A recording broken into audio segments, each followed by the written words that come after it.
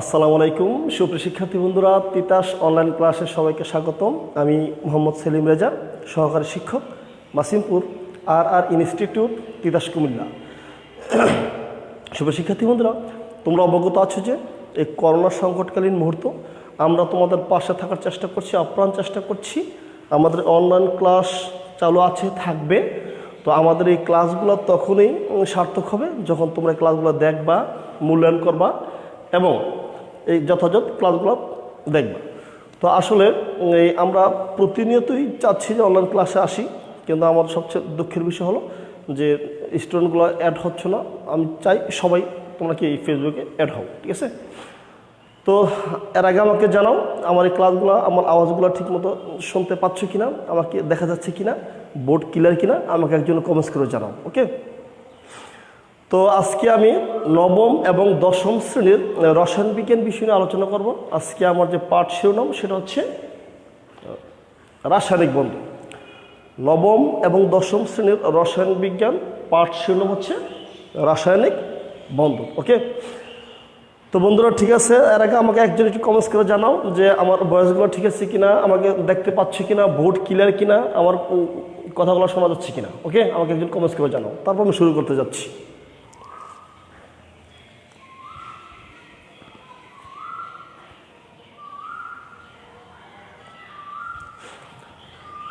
তো আমি অলরেডি ফেসবুকে একটা স্ট্যাটাস দিয়েছি যে আমি জাস্ট 11টা 15 মিনিটে তোমাদের সাথে এই লাইভে আসবো রসায়ন বিজ্ঞান ক্লাস নিয়ে। আমি আমার কথা রেখেছি।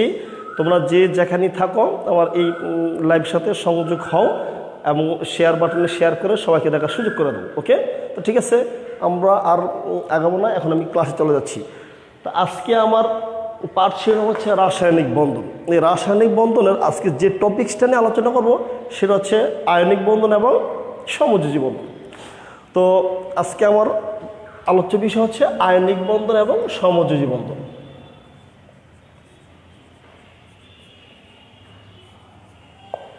আয়নিক বন্ধন এবং সমযোজী বন্ধন।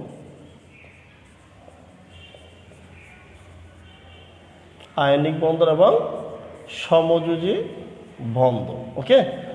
আজকে আমরা আমাদের এই ক্লাসটা আমরা আজকে শিখাবো যে কিভাবে আয়নিক বন্ধন গঠিত হয়, কিভাবে সমযোজী বন্ধন গঠিত হয়, ঠিক আছে?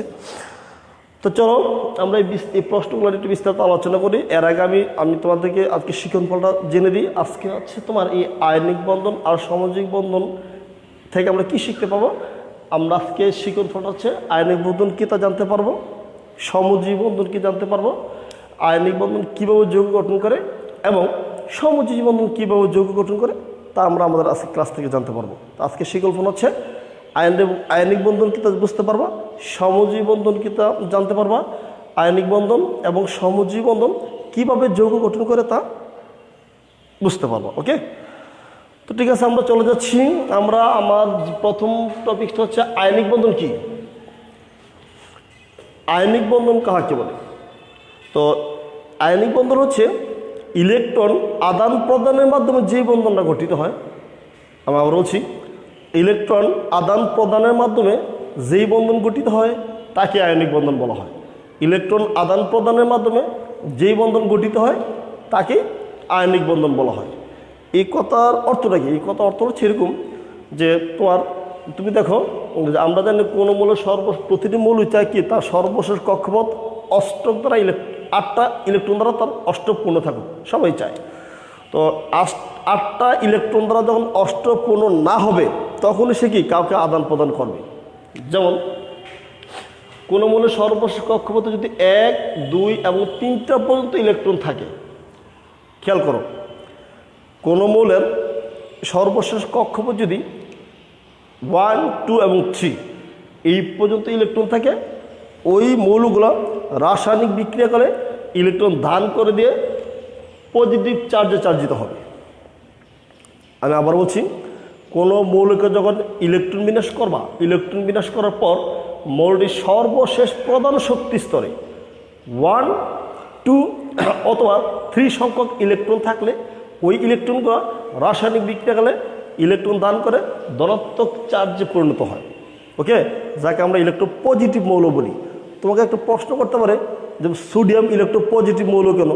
তুমি দেখবা কি যেই মৌলগুলি এইভাবে প্রশ্ন করা হয় যে পজিটিভ কেন, ওরা তাদের সর্বশেষ কক্ষপথে 1, 2 অথবা 3টা পর্যন্ত ইলেকট্রন থাকতে পারে।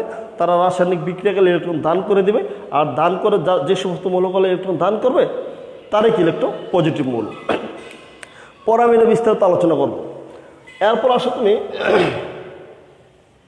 যে সমস্ত মৌলের সর্বশেষ কক্ষপথ 5, 6 এবং 7, যে সমস্ত মৌলের সর্বশেষ প্রধান শক্তি স্তরে 5টা, 6টা এবং 7টা পর্যন্ত ইলেকট্রন থাকবে, রাসায়নিক বিক্রিয়াকালে ওই মৌলগুলো ইলেকট্রন গ্রহণ করে ঋণাত্মক চার্জযুক্ত হবে, ঋণাত্মক আয়নে পরিণত হবে।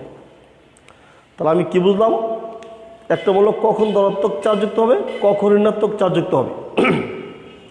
রাসায়নিক বিক্রিয়াকালে কোনো মৌলকে যখন তুমি ইলেকট্রন বিন্যাস করবা, একটা মৌলকে যখন ইলেকট্রন বিন্যাস করবা, মৌলটা সর্বশেষ প্রধান শক্তি স্তরে যদি 1, 2 এবং 3 সংখ্যক ইলেকট্রন থাকে, ওই মৌলগুলো রাসায়নিক বিক্রিয়াকালে ইলেকট্রন দান করে ধনাত্মক চার্জে চার্জিত হবে। ওকে, যে সমস্ত মৌলের সর্বশেষ কক্ষপথ 5, 6 এবং 7 সংখ্যক ইলেকট্রন থাকবে, রাসায়নিক বিক্রিয়াকালে অষ্টক কাঠামো লাভ করবার জন্য তারা কি কিছু সংখ্যক ইলেকট্রন গ্রহণ করবে।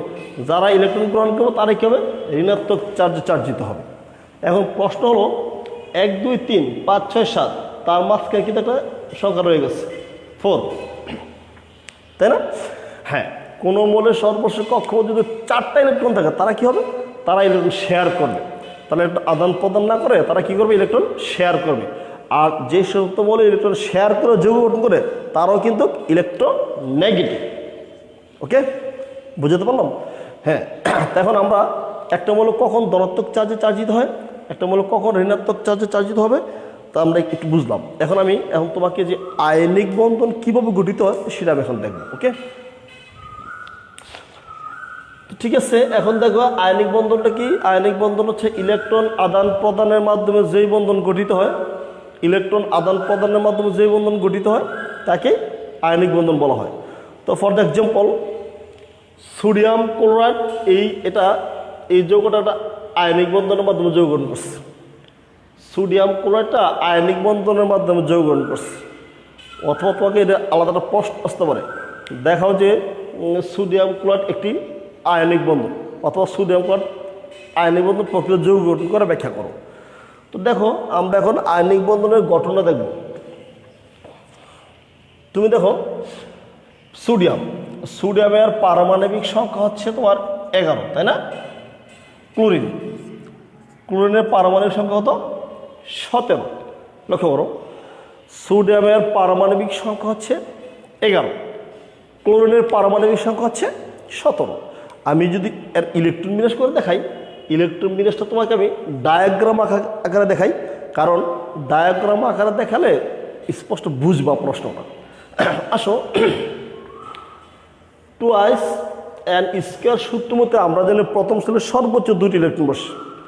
2s(n)² সূত্র মতে আমরা জানি প্রথম সেলের সর্বোচ্চ 2টি ইলেকট্রন বসে। তো বসো, প্রথম সেলের সর্বোচ্চ 2টি ইলেকট্রন বসে। ওকে, দ্বিতীয় সেলে কয়টা ইলেকট্রন বসে তুমি এই সূত্র দিয়ে বের করে নিতে পারো। তুমি দেখো 2, যত নম্বর সেল n এর মান তত বসাও, তার মানে দ্বিতীয় সেল উপরে স্কোয়ার, 2 দুগুণে 4, 4 দুগুণে 8, তার মানে দ্বিতীয় প্রধান শক্তি স্তরে 8টি ইলেকট্রন বসে। আমরা এই 2s(n)² সূত্র দ্বারা বুঝতে পারি। তো বসাও, দ্বিতীয় প্রধান শক্তি স্তরে 8টি ইলেকট্রন বসাও। ওকে, তৃতীয় শক্তি স্তরে কয়টা ইলেকট্রন বসতে পারে?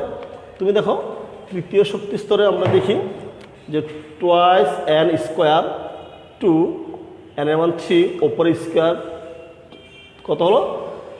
3 3 9 9 18।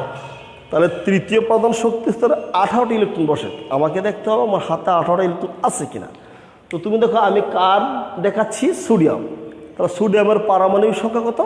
সোডিয়ামের পারমাণবিক সংখ্যা হচ্ছে 11। প্রথম সেলে অলরেডি 2টা চলে গেছে, দ্বিতীয় সেলে 8, 2, 8 10, আমার হাতে একটা রয়ে গেছে। তো তৃতীয় শক্তি স্তরে যদিও 18টা ইলেকট্রন বসে, কিন্তু আমার হাতে কিন্তু শুধু একটা ইলেকট্রন রয়ে গেছে। তাহলে আমি কি সর্বশেষ প্রধান শক্তি স্তরে একটা ইলেকট্রন বসাতে হবে। এটা হচ্ছে সোডিয়ামের ডায়াগ্রাম পদ্ধতিতে ইলেকট্রন বিন্যাস। এটা হচ্ছে সোডিয়ামের ডায়াগ্রাম পদ্ধতিতে ইলেকট্রন বিন্যাস। ওকে, পক্ষান্তরে আমরা যখন ক্লোরিনের ইলেকট্রন বিন্যাস দেখাবো, আসো তুমি দেখো, প্রথম শক্তি স্তরে 2টি ইলেকট্রন বসে, দ্বিতীয় প্রধান শক্তি স্তরে 8টি ইলেকট্রন বসে আমরা জানি, তৃতীয় প্রধান শক্তি স্তরে 18টি ইলেকট্রন বসে। তো আমাকে দেখতে হবে আমার হাতের সীমাবদ্ধতা কত। আমরা জানি ক্লোরিনের পারমাণবিক সংখ্যা হচ্ছে 17, 17 মধ্যে অলরেডি 2, 8, 10টা চলে গেছে, আর থাকে 7টা। তাহলে সর্বশেষ প্রধান শক্তি স্তর হবে এটা 7। তুমি দেখো 2, 4, 6, এই 7।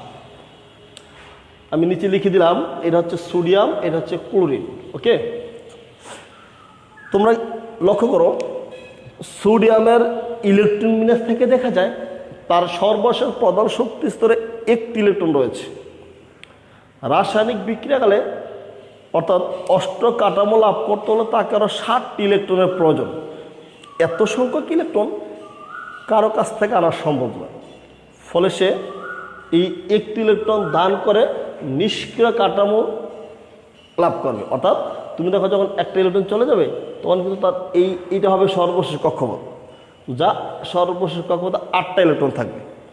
তো সে বাধ্য হয়ে একটা ইলেকট্রন দান করে নিষ্ক্রিয় গ্যাস কাঠামো ইলেকট্রন বিন্যাস লাভ করবে। ফলে এই কারণে সোডিয়ামে একটা ইলেকট্রন দান করে দিবে। তো সোডিয়াম যখন ইলেকট্রন দান করবে তখন কী হবে, সোডিয়ামটা এবার তোমার এই সোডিয়াম তোমার হচ্ছে কি, সোডিয়াম একটা ইলেকট্রন দান করে সোডিয়াম প্লাস একটা ইলেকট্রন। ওকে, তাহলে সোডিয়াম একটা ইলেকট্রন দান করে সোডিয়াম প্লাস আয়নে পরিণত হয়েছে। একইভাবে তুমি দেখো ক্লোরিনের সর্বশেষ কক্ষপথে 7টি ইলেকট্রন রয়েছে। তো ইলেকট্রন বিন্যাসের নিষ্ক্রিয় কাঠামো লাভ করতে হলে ক্লোরিনকে আর একটা ইলেকট্রন প্রয়োজন। তাহলে ক্লোরিন এই সোডিয়ামের কাছ থেকে একটা ইলেকট্রন গ্রহণ করবে। তো গ্রহণ করে কি হবে, তুমি দেখো এই ক্লোরিন তোমার একটা ইলেকট্রন, অর্থাৎ ক্লোরিন নেগেটিভ। তো সোডিয়াম একটা ইলেকট্রন দান করে সোডিয়াম প্লাস আয়নে পরিণত হয়েছে, আর ক্লোরিন একটা ইলেকট্রন গ্রহণ করে ক্লোরিন কি মাইনাস আয়নে পরিণত হয়েছে। তো লক্ষ্য করো সোডিয়াম একটা ইলেকট্রন দান করবে, ক্লোরিন একটা ইলেকট্রন গ্রহণ করবে। সোডিয়াম যেমন একটা ইলেকট্রন দান করে অষ্টক কাঠামো লাভ করতে পারে, একইভাবে ক্লোরিন একটা ইলেকট্রন গ্রহণ করে অষ্টক কাঠামো লাভ করবে। এক্ষেত্রে সোডিয়াম ইলেকট্রন দান করে ধনাত্মক চার্জ, আর ক্লোরিন ইলেকট্রন গ্রহণ করে ঋণাত্মক আয়নের মাধ্যমে সোডিয়াম ক্লোরাইড নামক যৌগ গঠন করে। আমি যদি তোমাকে একটা বিক্রিয়ার মাধ্যমে দেখাই, বিক্রিয়াটা হবে এরকম যে সোডিয়াম প্লাস ক্লোরিন মাইনাস, তাহলে হচ্ছে কি সোডিয়াম ক্লোরাইড। এই হচ্ছে খাবার লবণ। তাহলে এই যে সোডিয়াম ক্লোরাইড ইলেকট্রন আদান প্রদানের মাধ্যমে কিন্তু যৌগ গঠন করেছে। আমরা জানি একটা অনেক পদ্ধতিতে যৌগ গঠন করা যায়। তো এই ক্ষেত্রে যে সোডিয়াম ইলেকট্রন দান আর ক্লোরিন ইলেকট্রন গ্রহণের মাধ্যমে কি সোডিয়াম ক্লোরাইড নামক যৌগ গঠন করেছে। যেহেতু ইলেকট্রনটা আদান প্রদানের মাধ্যমে যৌগ গঠন করেছে, সেক্ষেত্রে আমরা ধরে নিতে পারি বা আমরা বলতে পারি যে সোডিয়াম ক্লোরাইড কি একটা আয়নিক যৌগ বা আয়নিক বন্ধন, অর্থাৎ সোডিয়াম ক্লোরাইড আয়নিক বন্ধনের মাধ্যমে যৌগ গঠন করেছে। তাহলে আমরা কি শিখলাম? আমরা শিখলাম আয়নিক বন্ধন কাহাকে বলে, আয়নিক বন্ধনের গঠন প্রক্রিয়া। আমি যদি তোমাদের সুবিধাতে আবারও প্রশ্ন সলিউশনটা বলছি, শুনো। আয়নিক বন্ধন কাহাকে বলে?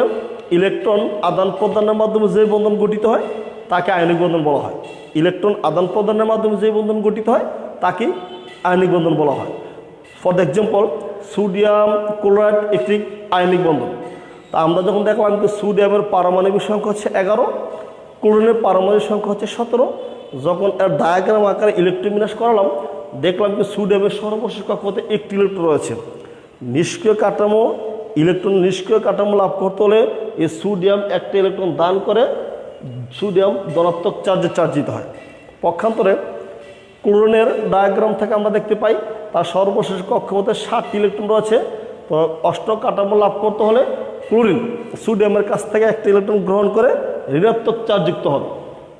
এভাবে সোডিয়াম ইলেকট্রন দান করে সোডিয়াম পজিটিভ, আর ক্লোরিন ইলেকট্রন গ্রহণ করে নেগেটিভ আয়নের মাধ্যমে সোডিয়াম ক্লোরাইড নামক যৌগ গঠন করেছে।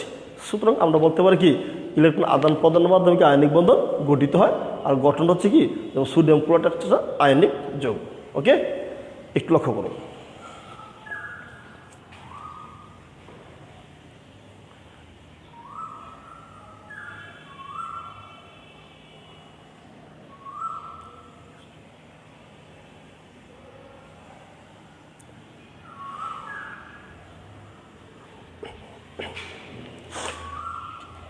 আমি ধন্যবাদ জানাচ্ছি রাকিব হাসান নিলয়, তুমি আমার ইয়েতে সংযুক্ত হয়েছ।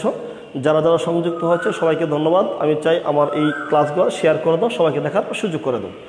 তারপর তোমরা যদি কোনো প্রশ্ন থাকে কমেন্টস করতে পারো, আমি কমেন্টস নেব। ওকে, আচ্ছা, তাহলে আমরা আয়নিক বন্ধন দেখলাম, তাই না? এখন আমরা সমযোজী বন্ধনটা কি, সমযোজী বন্ধনটা কীভাবে গঠিত সেটা দেখব। সমযোজী বন্ধন,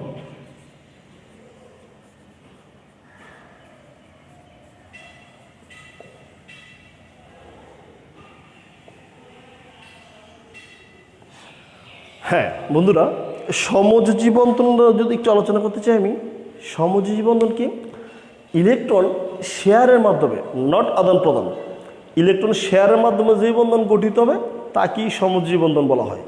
ইলেকট্রন শেয়ারের মাধ্যমে যে বন্ধন গঠিত হবে তাকেই সমযোজী বন্ধন বলা হয়। ইলেকট্রন শেয়ারের মাধ্যমে যে বন্ধন গঠিত হবে তাকেই সমযোজী বন্ধন বলা হয়। এটার বিভিন্ন উদাহরণ দিয়ে আমি তোমাকে যদি বোঝাতে চাই, আমি তোমাকে একটা উদাহরণ দিই। উদাহরণটা হচ্ছে এরকম, রহিম একজন ব্যক্তির নাম। রহিম একজন ব্যক্তি, সে একটা ব্যবসা করবে। তার ব্যবসা করতে গিয়ে তার 1 লক্ষ টাকার প্রয়োজন। আমি আবার বলছি, রহিম একজন ব্যক্তি, রহিম একটা বিজনেস করবে। বিজনেস করতে তার মূলধন 1 লক্ষ টাকার প্রয়োজন।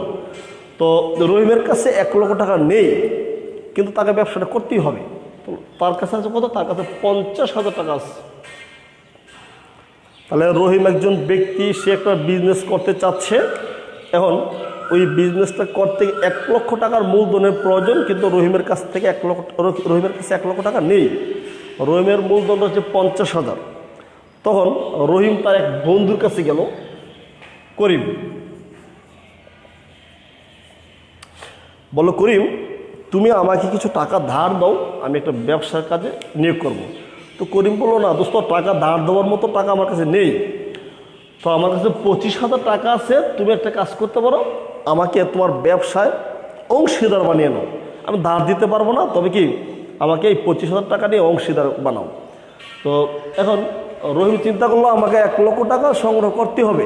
তো যেহেতু 1 লক্ষ টাকা সংগ্রহ করতে হবে, তাহলে আমি করিমকে আমার পার্টনার করে নিই। সে 25,000 টাকার সাথে নিয়ে নিল।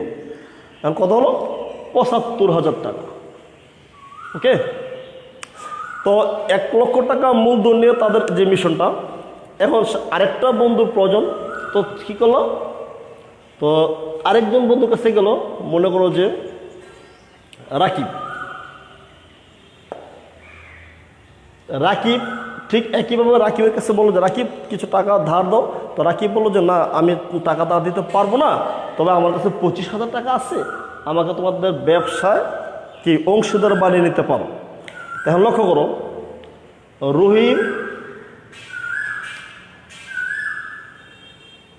একজন ব্যক্তি, রহিমের কাছে 50,000 টাকা মূলধন রয়েছে, তার 1 লক্ষ টাকার প্রয়োজন। সে করিমের কাছ থেকে 25,000 টাকা কি শেয়ার করলো, অর্থাৎ করিমকে পার্টনার বানায় নিল। এক্ষেত্রে রাকিবও 25,000 টাকা দিয়ে ওর সাথে পার্টনার হলো। তার মানে কত হলো? 1 লক্ষ টাকা হয়ে গেছে। এখন এক্ষেত্রে কিন্তু করিম কিংবা রাকিব কিন্তু টাকা ধার দেয় নাই, বরঞ্চ তার সাথে কি ও টাকাটা অ্যাড করে শেয়ার করে ব্যবসা অংশগ্রহণ করেছে। যে লভ্য অংশটা পাবে ওই হারেকে আনুপাতিক হারে তারা ভাগ করে নেবে। এক্ষেত্রে কিন্তু এই যে ব্যবসাটা গঠিত হলো, এক্ষেত্রে কিন্তু কারো টাকা দিয়ে দেয় নাই, বরঞ্চ শেয়ার করছে সবাই। 3 জনে শেয়ার করে ব্যবসা অংশগ্রহণ করছে। আমি কি বুঝতে পারলাম না? আসলে ব্যাপারটা হচ্ছে কি, রহিম একজন ব্যক্তি, তার 1 লক্ষ টাকা মূলধন প্রয়োজন, তার কাছে 50,000 টাকা আছে। সে আরেকটা বন্ধুকে শেয়ার করলো, তার কাছে 25,000 টাকা নিয়ে। এদিকে আরেকটা বন্ধুকে শেয়ার করলো 25,000 টাকা নিয়ে। মোট 3 বন্ধু 1 লক্ষ টাকা নিয়ে ব্যবসা অংশগ্রহণ করলো। এক্ষেত্রে কেউ কাউকে টাকা ধার দেয় নাই, বরঞ্চ শেয়ার করে ওই ব্যবসা পরিচালনা করছে। ওকে, আমি যদি তোমাকে এই সমযোজী যৌগর একটা এই রাসায়নিক বিক্রিয়ার মাধ্যমে দেখাতে চাই যে পানি একটি সমযোজী যৌগ। পানি একটি সমযোজী যৌগ। তুমি দেখো পানি একটি সমযোজী যৌগ। আমরা পানি কিভাবে সমযোজী যৌগ আমরা এখন দেখব। তো তুমি দেখো এই অক্সিজেনের পারমাণবিক সংখ্যা কত? 8। হাইড্রোজেনের পারমাণবিক সংখ্যা হচ্ছে কি 1। আমরা সবাই জানি অক্সিজেনের পারমাণবিক সংখ্যা 8 এবং হাইড্রোজেনের পারমাণবিক সংখ্যা 1। আমি যদি ডায়াগ্রাম আকারে এর ইলেকট্রন বিন্যাস করতে চাই, তুমি দেখো যেমন অক্সিজেনের সর্বশেষ কক্ষপথ করা থাকে, তুমি দেখো 2 আর সর্বশেষ কক্ষপথ হচ্ছে কি তোমার 6, তাই না? এই হচ্ছে তোমার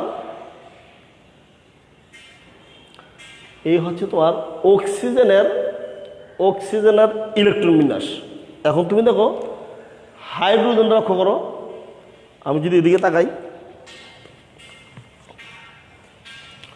এই হাইড্রোজেনের পারমাণবিক সংখ্যা 1, এদিকে দেখো হাইড্রোজেনের পারমাণবিক সংখ্যা 1। এখন এই তিনটা একসাথে বিক্রিয়া করছে। বিক্রিয়া করে কি হচ্ছে তুমি দেখো, বিক্রিয়া করা হচ্ছে প্রথম সেলে 2, দ্বিতীয় সেল হচ্ছে কি, দ্বিতীয় সেল হচ্ছে 6টা। কার 6টা? অক্সিজেনের। এখন তুমি দেখো অক্সিজেন তার সর্বশেষ কক্ষপথ নিষ্ক্রিয় গ্যাসের কাঠামো লাভ করতে হলে তাকে 8টা ইলেকট্রনের প্রয়োজন। অক্সিজেন তার সর্বশেষ কক্ষপথে 8টি ইলেকট্রনের প্রয়োজন, রয়ে গেছে 6টি। তো সে কী করবে? এক পরমাণু হাইড্রোজেনের সাথে ইলেকট্রন শেয়ার করবে। তো এদিকে তোমার একটা হাইড্রোজেনের সাথে ইলেকট্রন শেয়ার করো। এই হচ্ছে একটা হাইড্রোজেন, ওকে। ঠিক একইভাবে 7টা হলো। এখন তুমি দেখো এদিকে আরেকটা হাইড্রোজেনের সাথে ইলেকট্রন শেয়ার করছে। তার মানে 2 পরমাণু হাইড্রোজেনের সাথে অক্সিজেন ইলেকট্রন শেয়ার করে সমযোজী বন্ধনের মাধ্যমে পানি গঠন করেছে। তুমি লক্ষ্য করো সর্বশেষ কক্ষপথ 1, 2, 3, 4, 5, 6, 7, 8টা হয়ে গেছে। কিন্তু এখন কিন্তু অক্সিজেনের সর্বশেষ কক্ষপথ 8টা ইলেকট্রন হয়ে গেছে, ওকে। তাহলে অক্সিজেনের সর্বশেষ কক্ষপথে 6টা ইলেকট্রন ছিল। রাসায়নিক বিক্রিয়াকালে অক্সিজেন নিষ্ক্রিয় গ্যাসের কাঠামো লাভ করতে হলে আরও 2টা ইলেকট্রন প্রয়োজন। ফলে 2 পরমাণু হাইড্রোজেনের সাথে ইলেকট্রন শেয়ার করে অষ্টক গঠন করে কি সমযোজী বন্ধনের মাধ্যমে পানি গঠন করেছে। এই ক্ষেত্রে কিন্তু হাইড্রোজেন কিন্তু ইলেকট্রন দিয়ে দেয় নাই, বরঞ্চ হাইড্রোজেন ওই অক্সিজেনের সাথে ইলেকট্রন শেয়ার করে সমযোজী বন্ধনের মাধ্যমে পানি গঠন করেছে। আমি যদি এই আকারে তোমরা ডায়াগ্রাম আকারে দেখা দিতে পারো, ওকে। এই হচ্ছে তোমার সমযোজী বন্ধন। তা আমি যদি সমযোজী বন্ধনটা একটু আলোচনা করি, ইলেকট্রন শেয়ারের মাধ্যমে যে বন্ধন গঠিত হয় তাকেই সমযোজী বন্ধন বলা হয়। ইলেকট্রন শেয়ারের মাধ্যমে যে বন্ধন গঠিত হয় তাকে সমযোজী বন্ধন বলা হয়। গঠন প্রক্রিয়া হচ্ছে যেমন পানি একটি সমযোজী বন্ধন। কীভাবে? পানির উপাদানগুলো বাংলা আমরা দেখতে পাই হাইড্রোজেন এবং অক্সিজেন রয়েছে। এখন তুমি দেখো অক্সিজেনের পারমাণবিক সংখ্যা হচ্ছে 8, হাইড্রোজেনের পারমাণবিক সংখ্যা হচ্ছে 1। অক্সিজেনের ডায়াগ্রাম আকারে যখন ইলেকট্রন বিন্যাস করা হবে দেখা যায় তার সর্বশেষ কক্ষপথ মাত্র 6টি ইলেকট্রন বিদ্যমান।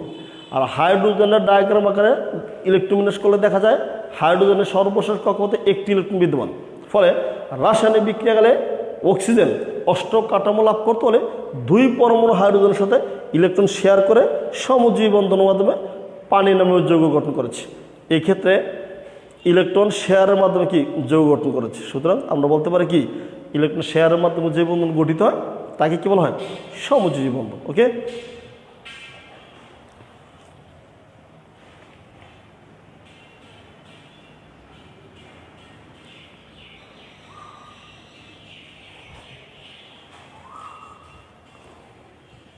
হ্যাঁ বন্ধুরা, আমরা আয়নিক বন্ধন কি সমযোজী বন্ধন কি তা জানলাম, ওকে।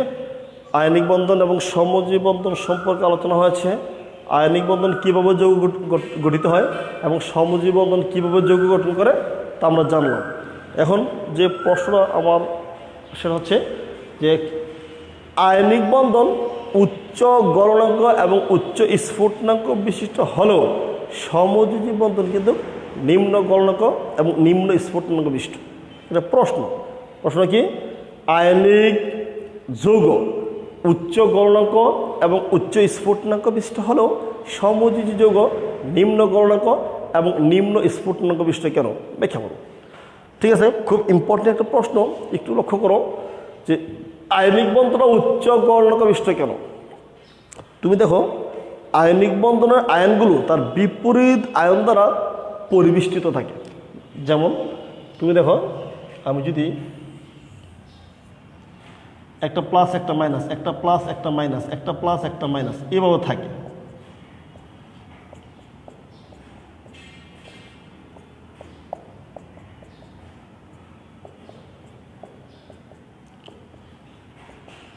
দেখো আয়নিক যৌগের আয়নগুলো তার বিপরীত আয়ন দ্বারা চতুর্দিকে পরিবেষ্টিত থাকে।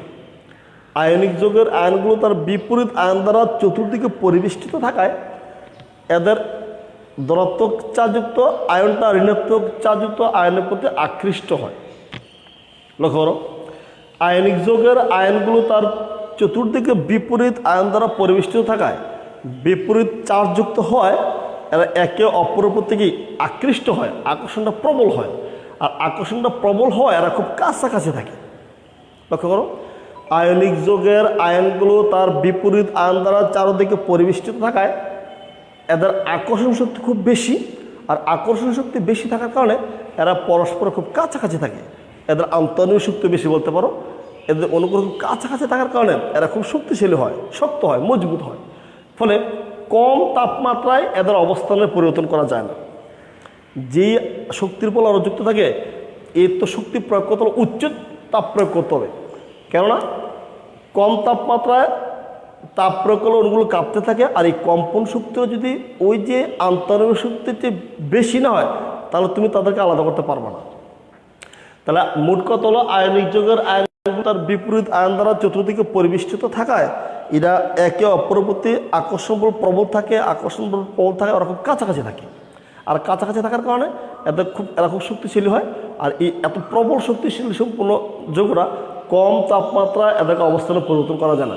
এদেরকে অবস্থানে পরিবর্তন করতে হলে উচ্চ তাপ এবং উচ্চ চাপ প্রয়োগ করলেই কেবল এদের অবস্থানে পরিবর্তন করা যাবে। এই কারণে আয়নিক যৌগের আয়নগুলো কি উচ্চ গলনাঙ্ক বিশিষ্ট এবং উচ্চ স্ফুটনাঙ্ক বিশিষ্ট। একইভাবে তুমি দেখো সমযোজী যৌগ নিম্ন গলনাঙ্ক বিশিষ্ট কেন? সমযোজী যৌগ নিম্ন গলনাঙ্ক বিশিষ্ট কারণ সমযোজী যৌগের আয়নগুলো ভ্যান ডার ওয়ালস দুর্বল শক্তির বল দ্বারা যুক্ত। ভ্যান ডার ওয়ালস একজন বিজ্ঞানীর নাম, সে যে তথ্য দিয়েছিল তথ্যটা ছিল দুর্বল। তো সমযোজী যৌগের আয়নগুলো দুর্বল ভ্যান ডার ওয়ালস শক্তি দ্বারা যুক্ত থাকায় এদের আকর্ষণ শক্তি ততটা প্রবল না। আমি আবার বলছি, সমযোজী যৌগের আয়নগুলো দুর্বল ভ্যান ডার ওয়ালস শক্তির বল দ্বারা যুক্ত থাকায় এদের মধ্যে একটা পাই ইলেকট্রন ম্যাক থাকায় এরা কি ততটা প্রবলভাবে যুক্ত হতে পারে না, যার ফলে কম তাপমাত্রায় কি এরা বিচ্ছিন্ন হয়ে যায়, এলোমেলো হয়ে যায়। কম তাপ এবং কম চাপে কি এরা এলোমেলো হয়ে দূর দূর সরে যেতে থাকে। এই কারণে সমযোজী যৌগ নিম্ন গলনাঙ্ক এবং নিম্ন স্ফুটনাঙ্ক বিশিষ্ট। আমি আশা করি বুঝতে পেরেছ। তো বন্ধুরা, আজকে আমরা যে আলোচনাগুলো করলাম সেটা হচ্ছে আয়নিক বন্ধন কাহাকে বলে, সমযোজী বন্ধন কাহাকে বলে, আয়নিক বন্ধন কীভাবে গঠিত হয়, সমযোজী বন্ধন কীভাবে গঠিত হয়, আয়নিক বন্ধন উচ্চ গলনাঙ্ক এবং উচ্চ স্ফুটনাঙ্ক বিশিষ্ট হলেও সমযোজী যৌগ নিম্ন গলনাঙ্ক বিশিষ্ট কেন? ব্যাখ্যা করো। এই প্রশ্নের সলিউশনগুলো তোমাদের বিভিন্ন বই পুস্তক রয়ে গেছে। তোমরা রসায়ন বিজ্ঞান বইটা খুলো, দেখবা প্রশ্নটা সুন্দর করে লেখা আছে।